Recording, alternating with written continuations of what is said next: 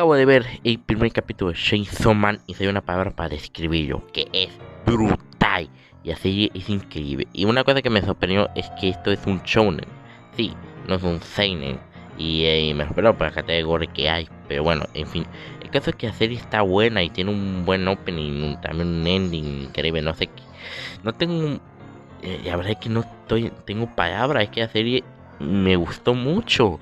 Y la verdad es que yo estoy esperando con ese segundo capítulo. Así que bueno, esto pues sería todo.